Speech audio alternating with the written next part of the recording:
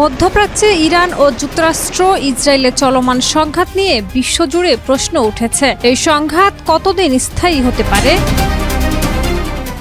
মার্কিন president Donald Trump বলেছেন, বর্তমান অভিযান 4 থেকে 5 সপ্তাহের মধ্যে শেষ হওয়ার পরিকল্পনা। তবে মার্কিন সামরিক সক্ষমতা থাকায় এটি আরও দীর্ঘায়িত হতে পারে। তিনি সতর্ক করেছেন, আক্রমণ এখনও সর্বাধিক শক্তিতে সম্পূর্ণরূপে শুরু হয়নি এবং বড় ঢেউ শিগগিরই আসছে।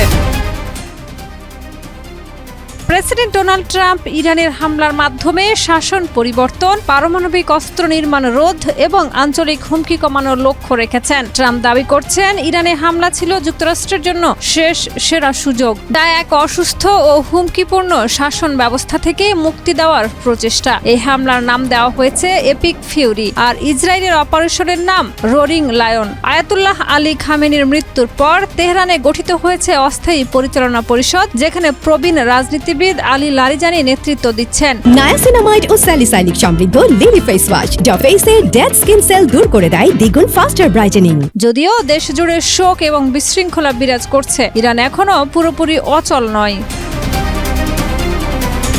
মার্কিন ইসরায়েলি হামলায় ইরানে নিহতের সংখ্যা এখন পর্যন্ত 786 এবং অন্তত 153টি শহর ও 504টি লক্ষ্যবস্তু ক্ষতিগ্রস্ত হয়েছে। ইরানের পাল্টা হামলায় মধ্যপ্রাচ্যের 7টি দেশে মার্কিন স্থাপনা লক্ষ্যবস্তু হয়েছে, যার মধ্যে রয়েছে সৌদি আরব, কুয়েত, আবুধাবি এবং দোহা। এই হামলার কারণে বৈশ্বিক অর্থনীতিতেও প্রভাব পড়েছে। কাতার ও সৌদি আরবে জ্বালানি উৎপাদন বন্ধের ফলে গ্যাস ও তেলের দাম ঊর্ধ্বগতি দেখিয়েছে এবং হরমুজ প্রণালী হুমকির মুখে পড়েছে।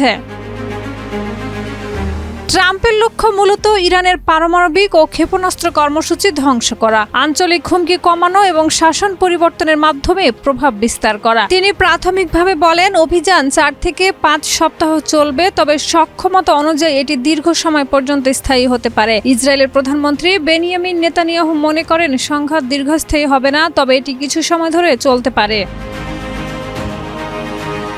বিশ্লেষকরা সতর্ক করছেন, এই হামলা জনসাধারণের মধ্যে অসন্তোষ ও প্রতিবাদ উস্কে দিতে পারে এবং আঞ্চলিক বিশৃঙ্খলা বাড়াতে পারে। ইরান এখনও শক্তিশালী প্রতিরক্ষা বাহিনী রাখছে, যা ট্রাম্পের স্থলবাহিনী মোতায়েন না করার সিদ্ধান্তকে যুক্তিসঙ্গত করছে। আন্তর্জাতিক সংস্থা IAEA জানিয়েছে, ইরানের পারমাণবিক অস্ত্র তৈরির প্রমাণ পাওয়া যায়নি। এ পরিস্থিতিতে মধ্যপ্রাচ্যে রাজনৈতিক ও সামরিক উত্তেজনা তীব্র হচ্ছে এবং যুদ্ধের পরিণতি অনিশ্চিত।